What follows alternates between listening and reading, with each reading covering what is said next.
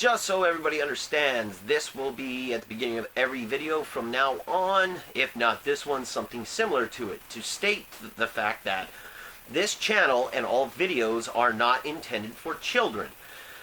It is intended for anybody 13 years of age and up. If you are 12 and under, immediately click off of this channel. Please do not watch. They will know if you watch, and you may possibly kill our channel. Again, this is not for you. If you are under the ages of 13, turn this video off and get your parents if you do want to watch it. Your parents must be with you and watching under their account. But until you are 13, you may not watch this video on your own. It is not intended for you. It is intended for anyone ages 13 and up, period. Thank you very much. If you're still here and you were 13 years of age, please enjoy the video. Ladies and gentlemen, to another session of Legends from the Tabletop. I am Lindsay. I'm Joe. And today's discussion will be about spellcasting abilities and saving throws. That's right. Both are hand in hand, go together. Yeah. Pretty much, and this might be jumping a little ahead from the videos we've been doing so far, but you know, we don't want to get stagnant with just basic terms and stuff, you know, so we'll start getting into a little bit of the meat with the potatoes as well. But please be patient with me. This is still, even after many, many months, I'm still very slow in grasping this. Unfortunately, but I am trying my best to understand, so please be nice. But we will start with talking about, like he mentioned at the beginning of the video, we'll start talking about spellcasting abilities. So, basically understanding really the basics you need for using a spellcasting character, a class. Our discussion today will deal with the wizard. Yeah, we will be using a level 1 wizard as kind of our example with, and we'll get into explain all that. So, really the first thing I think we need to establish an understanding about here is when you're using a magic wielding class, so your wizard, your sorcerer, warlock, paladin even, druid thing, you know, anybody whose main focus is casting magic, you are going to have one specific ability score that is going to determine how strong your spells are. Yeah. And so, like we said, we're using a wizard here, so we're going to be focusing on intelligence. So as a wizard, your main ability score, your main attribute is your intelligence.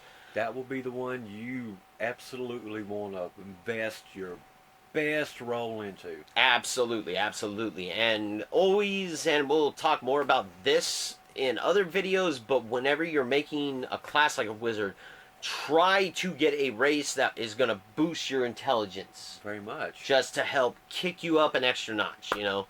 Whatever your intelligence is, the higher, the better wizard you are, period. That's just how it goes.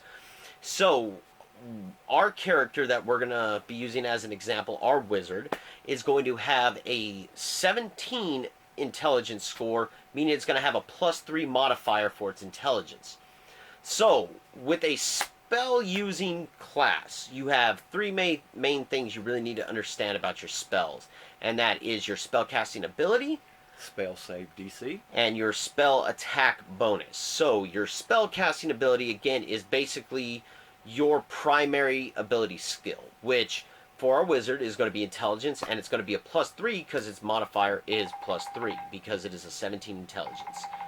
And your next following bit would be the spell save DC. Correct. That is, as we have determined with our level 1 wizard with an intelligence of 17, will be 8 plus your modifier from your intelligence, which is a +3. And then your proficiency bonus. Proficiency bonus, which is +2 because of level 1. Correct. Gives you a grand total of 13. Yeah. So what this means is any spell you cast, which we'll give you an example in a moment, against any other creature, whether it be friendly or enemy, whatever. If it requires, that spell requires them to make a saving throw, it will be contested against this spell save DC of 13. Meaning that for them to succeed in their saving throw, they will have to at least match a 13 or higher. Which, it depends on the day. Yeah. And then the final part for this is your spell attack bonus, which is what is used to literally make a spell attack. So, as if you're doing a melee strike on somebody attacking with a sword, you will roll a d20 and add usually your strength modifier, and that will be your hit and your proficiency bonus. So for your spell attack bonus, that's what you're going to use, and we'll give you an example of that in a minute. Which actually, we just did give an example of that. Yeah, which so is your proficiency plus your modifier, which was +5. So it's just those two. So, for example, actually, if you're using like a firebolt cantrip on an enemy, as say our wizard is firing a firebolt cantrip trying to take out the goblin about 40 feet away from him. So what he's going to do is he's going to roll a d20 and add that, or add a +5 to that, given his grand total. So let's say that Goblin's DC is or AC is a 13. You roll, let's say, a 10 on the d20, and you'll add that +5, giving you a 15, making sure you hit. Now, again, if you rolled under that and it's lower, you miss, of course. But we'll get in a combat, like a much more in-depth explanation of combat and such in a few videos from now. So that's kind of about it. It's not too difficult to understand. Just remember that if you're like a wizard, you're going to be using intelligence as your spellcasting ability. Your modifier will be based off of that, meaning if you're a 17, you're going to have a +3, and so on and so forth, based on whatever your plus your proficiency modifier. Well, for your spell attack bonus. For your actual spell casting ability is a +3, and it is your intelligence. Then you'll have your spell save DC, which is again 8 plus your modifier, which is a +3, plus your proficiency bonus at whatever level you are. For our example, giving us a 13. Yours will be different, probably. And then you will have, like we mentioned, your spell attack bonus, which is what you're going to use to attack an enemy. So, understanding that, let's go ahead and jump into saving throws. So that way, because like he mentioned at the beginning of the video, they really do fall hand in hand. Understanding saving throws is going to help you understand your spellcasting abilities. They tie in very well together. Yeah, very much so. Let's see. Our example we shall be using today for a particular saving throw. Yeah, we'll go ahead and use a small character we drummed up real fast before this. We were just messing around, so we're using a level 1 Goliath fighter, which is actually not in the handbook. It is in one of the expansion books, and we'll discuss that more later, but we just thought this would be fun. Mm-hmm. So, our fighter will go through our ability scores and all that as we go through the saving throws. So, we're actually going to use an example that we're going to use with the wizards. So, let's say your fighter is fighting another a wizard, right? And that wizard's spell save DC is a 13. Let's say the wizard casts Charm Person on your fighter. Your fighter now has to make a wisdom saving throw, or your fighter is charmed. So, for our example fighter, he has a wisdom score of 12, giving him a +1 modifier in his wisdom. But he is not proficient with wisdom saving throws, so when he makes that saving throw, he is going to roll a d20 and add that 1 to it. For our example, let's say he rolled a 4 on the d20, which happens. You're having a bad day, you get a bad roll. Even though he's got a positive modifier, a +1, it only gives him a 5, right? Still a failure. So now he is charmed. So you failed your save throw. For another example, we're going to use a creature called an Intelligence Devourer. Well, Intellect Devourer. Yeah, that's right. Intellect Devourer, sorry. And with this particular creature, it will use its Devour type skill, which is a mental attack. Yes, it is a. So a little backstory on this creature. It is something that another creature called a mind flare usually uses and keeps as pets. And what they do is these psychic attacks, and its ability is actually called Devour Intellect.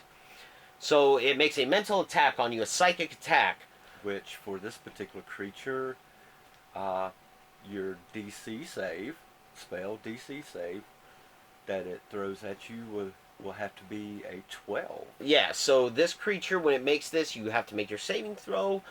It is actually an intelligence saving throw for this one, and the DC you need to beat is a 12.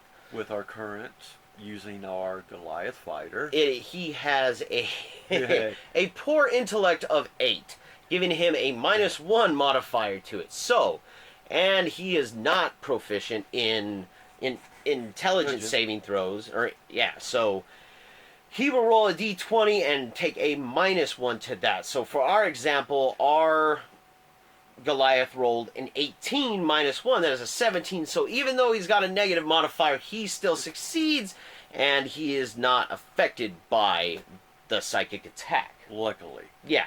So we're going to go ahead and give you one more example with this Goliath. Let's say he has to make a strength saving throw against a wizard who has a DC save DC of 15. The wizard is using a spell called Gust of Wind against the Goliath, which will damage him and push him back if he fails by 15 feet. He has to make a strength saving throw. Luckily, our Goliath fighter is proficient in strength saves, so he will roll a d20, and he has a strength of 19, giving us a +4 modifier, plus he gets that +2 proficiency bonus addition to that, making it a total of +6 to his roll of 14, giving him a 20. Means he succeeds. Therefore, he is not damaged and pushed back. Varied classes, varied races We'll have pros and cons towards certain things. How well your ability scores are vary. And so if you're creating spell casting classes, such as, like we mentioned, wizards, warlocks, sorcerers, things like that, you want to try to make sure you use a race that is going to boost your particular spell casting ability, whether it be your charisma, intelligence, or wisdom.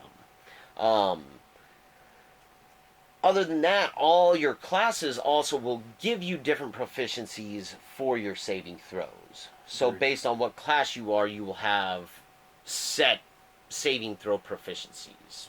Again, and they all have different ones, so we'll get into all that in class videos later on. But until, alright, we're going to cut this part out. Right after I said that, we're going to edit that, because I have mad brain fart with what I was going to say. Yeah, so we covered all bits and points. Okay, yeah, so... Okay. What else I wanted to say about that was... Okay, so we'll go back in... So we'll recap. Well, we recapped that already. We Yeah. already kind of recapped this, so we'll just go back to start like this, and I'll go back to... So we hope this video helps you guys understand a little bit more, and then go with the outro. Gotcha. Alright, guys, so, we really hope this video helps you guys out a lot. If it did, please let us know down in the comments. Let us know your opinions on 5th edition's version of saving throws and the way spell casting works, as far as, like, your modifier, your save DC, and so on and so forth. Definitely keep those in mind. Proficiency bonuses, if they will apply, plus your modifiers, very big key points. Yeah, and so let us know what you guys think of all that, and if you guys like this video and you're enjoying yourselves, please give us a like. It would help us out a great deal. If you're enjoying any of our content, please hit the subscribe button and tap the notification bell so you can stay up to date with everything from Legend for the Tabletop. Check us out on Facebook at Legend Unlimited. There you can find more stuff about our channel. You can find our group where we have discussions on various topics of tabletop RPGs, as well as you can find links to our video game channel. And yeah, you guys have yourselves a wonderful day. We will see you next time. I am Joe. I'm Lindsay. Thank you for taking the time to watch us. Roll hard. All right. Okay.